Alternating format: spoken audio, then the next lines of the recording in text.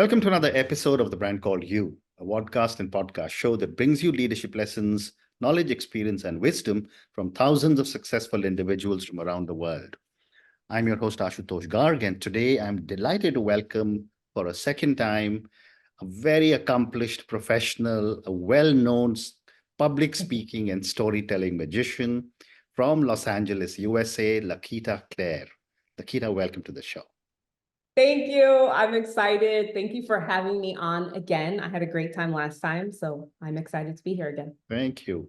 LaQuita is the founder of Clear Communication Academy. She's a global speaker. And as I mentioned, she's a public speaking and storytelling magician for leaders and companies.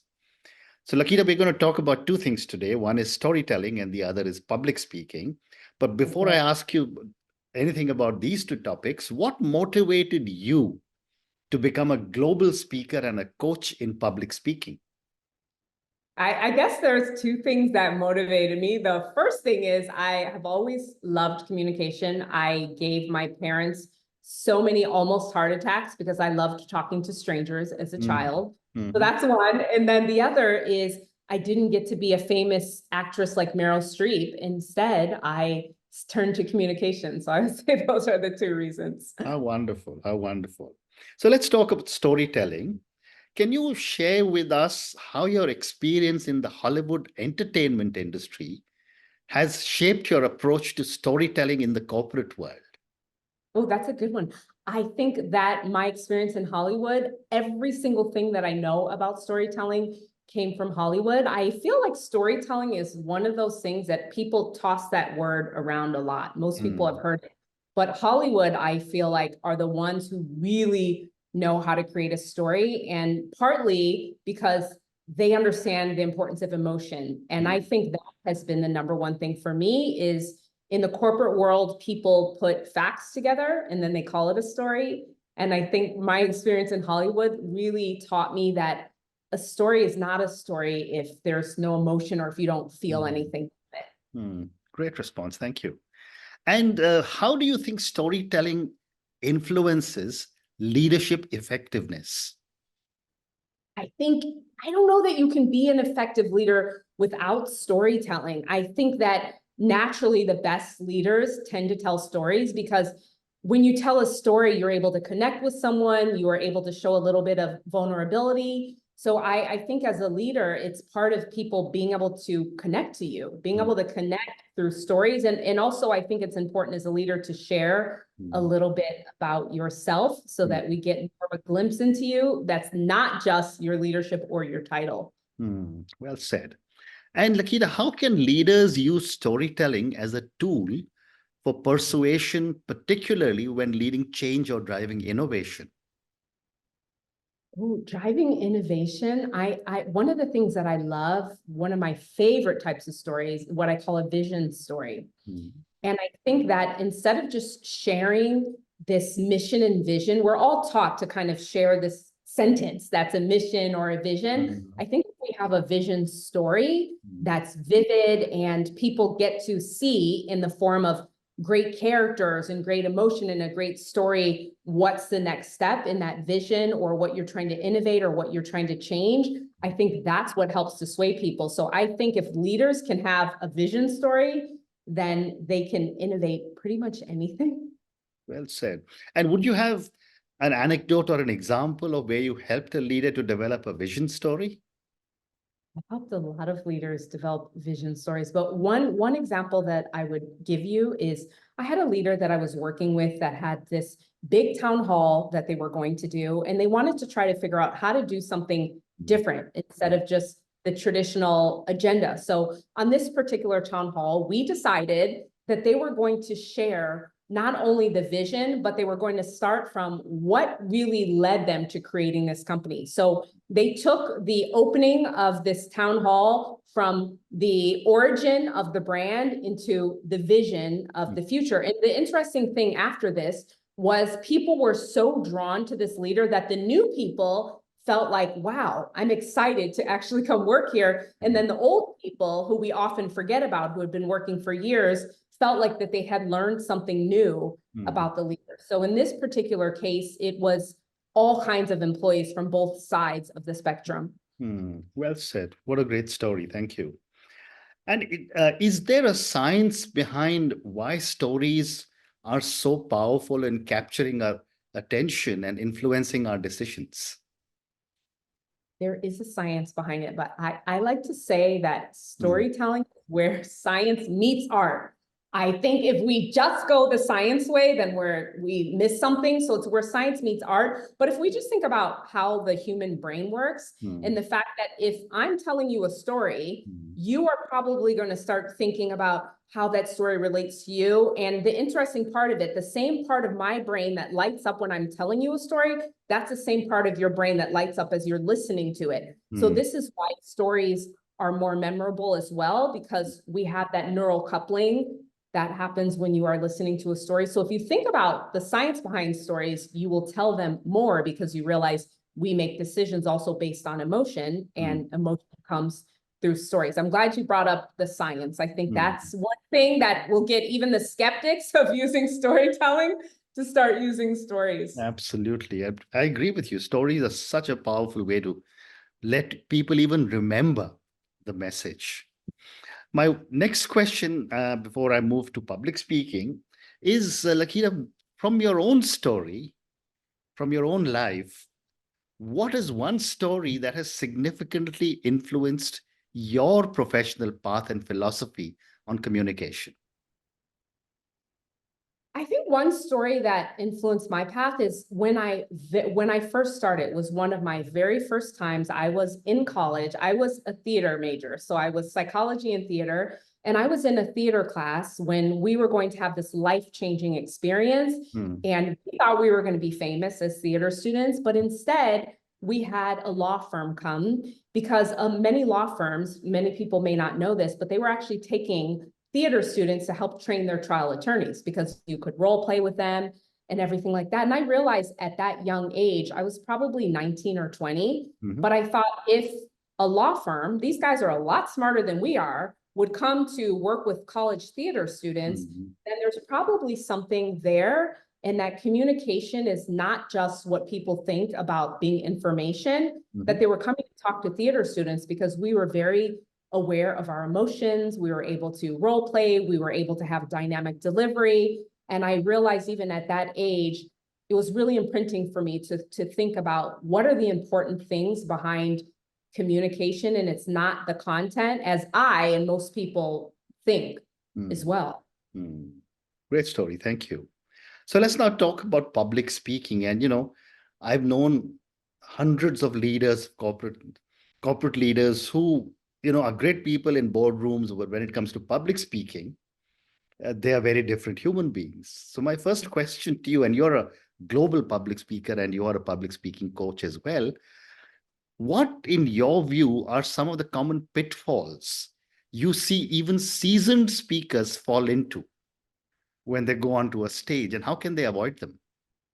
Yeah, one of the ones that so many of us have fallen into, myself included, is thinking that giving more information is more value. We always think that, especially in the corporate and business world. There's so many smart people who have so much information. And one of the things that we want to do is, in our speech, we just dump the information on the audience, but we don't realize that actually giving less information and wrapping it up in a powerful package, as I would say, is more impactful, and less really is more. So I think that is one of the big ones. The other thing I think is the mindset that we are performing, or even that it's public speaking. Everything is public speaking, even if I'm speaking to 2 people, 3 people, 300, but it's a conversation. And I think that when we have this mindset of, oh my goodness, now everybody's looking at me, I need to stand up there, it completely changes the dynamic. This is why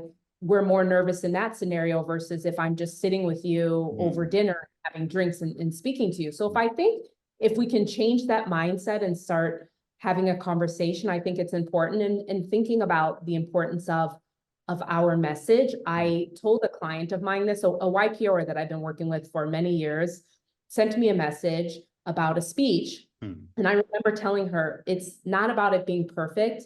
It's about it being impactful and helping someone. And I think that's what speaking is about. It's not about being perfect all of the time. Yeah, well said. And what is your methodology for helping leaders communicate their vision compellingly on stage? Well, depends on the leader. We all have different idiosyncrasies that we have to figure out and work through. One of the things that we have developed to really help people be more compelling is what we call the engagement code. And we developed it because I really started realizing that there was something missing. Most of us have something missing. So maybe you have great content, but you're not dynamic delivery or vice versa. So this engagement code is connection plus content plus delivery. Think of it like any kind of code or password that you are typing into something. If one letter is off, it doesn't work. Yeah. The connection is the first piece that you need when you're going on stage, or even if you're speaking to a team. And then you get to the content, which is compelling, concise content. Then you get to the delivery of it. So we really make sure that everybody has all three of those things, so that that's what leads to engagement. That's what we call the engagement code. Well said. And given the availability of technology in all our lives, my question is, how has the digital era transformed the landscape of public speaking? Oh, that's a good one. I was like, oh no, is he going to ask me about AI? I think that digital has been a great thing. I mean, it's kind of a double-edged sword, but I think it's a beautiful thing because now that we're in a digital age, we have so many different ways to transfer our message. I absolutely love it. I can get on a Zoom like you and I are now. We're completely on different sides of the world, and I can communicate. So in that way, I think it's given us more access to our audience, or shall I say the other way around? It's given our audience more access to us through video, through lives that we do, and we can share our message. But then on the other hand, it creates sometimes a little bit of a challenge because now we need to worry about being on camera. We need to worry about virtual communication, but it really is it's a positive thing. And I think if leaders can embrace more of this digital age and digital communication and speaking, because your audience really wants to hear from you. Social media is so important now. Well said. And what advice would you give to someone who goes on stage and starts to experience stage fright or public speaking anxiety? And I'm sure we've all been through something like this. This happens to most people. One thing I would say is breathe. It sounds like something so simple, but I'm sure there's people even listening or watching now who have like, oh my goodness, I'm holding my breath because I'm so nervous. Sometimes it's just a matter of taking a second or 2 seconds to take a deep breath on stage in that moment to try to calm yourself so that you can continue what you are going to say. That's one piece of advice that I would give. Another piece of advice, I think, is really focusing on preparation. I think people don't prepare enough. And what happens when you don't prepare enough, and I don't mean reading your speech word for word or memorizing it, but preparing. When you are prepared, even if in that moment your mind blanks, you feel confident to recover, or you feel confident to speak in an impromptu type of way. So I think we don't give the preparation enough. And I have to say, preparation does not mean writing content. Preparation means standing up and practicing. That's it. And, your response gives me the segue to my next question, which is, what role does understanding one's audience play in effective public speaking? And how can speakers connect better with a diverse group of people in the audience? This makes me think of a quote. I think it's like Mark Twain or something. It's a great quote about audience. It's something like, designing a speech without an audience in mind is like writing a love letter to whom it may concern. It's just, it doesn't make sense. That's a nice one. Isn't that a funny one? Yeah, absolutely. I think about, you have to know who your audience is and get as deep as possible, because you want to be able to design your message in a way that relates to them. I've had people, for example, I remember once sitting in with some investors while someone was going to give a pitch. Mm. And they came in to give this pitch on this amazing new technology, but they were speaking to us like we were technology wizards. Mm. And at one point we were all like, eyes were glazing over because they hadn't thought about their audience and explaining it in a way that we could actually understand or grasp. So I think that's important to really understand, what will your audience like? What are they expecting to hear as well? If you've been invited to speak at a conference, even if it's your employees, your audience at the beginning of the day is different than your audience at the end of the day. At 5 p.m., people want to go home. You need to be even more concise and better. I say that to people. And then the next part of the question, just if we think about a global and diverse audience, it is really important to think about that culture. What would be the types of stories you would use for a diverse audience? Are you using jokes that people would understand or that they don't understand? Are you using acronyms? We love our acronyms in America. And then I go somewhere else and they're like, what are you talking about? What does that stand for? So those are a few of the things that I think about when you're speaking to a diverse audience. Amazing.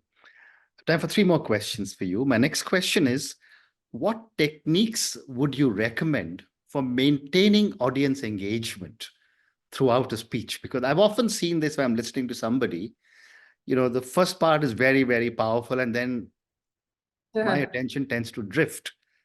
What should a speaker be doing? All the things. It's like taking out all your bag of tricks. This also depends on the audience, but I say that you should vary what you're doing. You may have I don't know, story that you're using, and then maybe later you're using a shocking statistic. Maybe at some point you want to engage the audience by using a question. There are various different tactics that you can use to keep people's attention. One of the best ones is really thinking about how you are going to relate that information to your audience so that they don't feel that you are always talking at them. Imagine that I am giving you a statistic, or imagine that I'm giving you a statistic and I'm relating it to you. This is something that will engage you. And then the other thing that I would think about that people often forget, your presence and your delivery is needed. You can have amazing stories, amazing questions, but if your delivery is flat and I'm here like this and I'm never smiling and I'm never showing any emotion, it's not going to be very engaging. You need to take your audience on, it's like this. Absolutely. Absolutely right. And how important, in your view, is personal branding of the speaker? And how can speakers cultivate it? It is very important.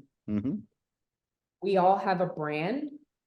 You may not have been cognizant of what your brand is, but that just means that someone else is deciding for you.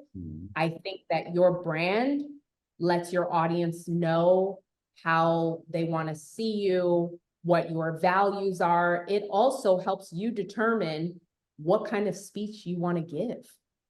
How do you move? How do you dress? You will never see me in neutral clothing. This is rare because part of my brand, I like colorful things. That's my brand. It's very, very important that you start figuring out what your brand is and how you want to be perceived in the world, how you are perceived now, how you want to be perceived, and if there is a gap in between those two things, and how you can kind of bridge that gap. Well said. Well said. And my last question to you, LaQuita, can you share a transformation story of how you took a speaker from good to exceptional? There's one in particular that I can plug because she is truly amazing. I began working with a YPOer a couple of years ago. Her name is Carrie. And she came to me wanting to be an incredible speaker and storytelling. We immediately got to work on it. And she now is getting paid to speak. Not only is she a good speaker, she's getting paid to speak. She is someone that you want to listen to. She's in demand. She's a great storyteller. And this was someone who came in one day. They were quite awkward on camera. We watched the video. It was a little awkward. And now she gets compliments on the types of stories that she tells, but it's also because she puts in the work. It's a partnership when I work with someone. I give you many tools, and then it's up to you to figure out how you are going to use those tools. And then we work together to continue working towards the goals. But she is a fantastic, and she's a vulnerable leader. Her story is incredible. If you haven't heard it, you absolutely have to hear Carrie's story and read her book as well. Very well said. LaQuita, on that note, I want to say thank you for speaking to me about two very major aspects of all our lives, which is storytelling and public speaking. I learned many new things from you today about both these topics. Thank you for speaking to me about the importance of storytelling. Thank you for giving us some amazing tips on what happens when you get stage fright. The answer you gave seemed very simple, breathe, but that's the last thought that comes to your mind when your knees are knocking and you're standing in front of 500 people on a raised stage. Thank you also for sharing such amazing anecdotes and stories from your own journey and from some of the people you have worked with. Thank you for speaking to me, and good luck. Thank you very much for having me. Thanks. Thank you for listening to the Brand Called You videocast and podcast, a platform that brings you knowledge, experience, and wisdom of hundreds of successful individuals from around the world. Do visit our website www.tbcy.in to watch and listen to the stories of many more individuals. You can also follow us on YouTube, Facebook, Instagram, and Twitter. Just search for the Brand Called You.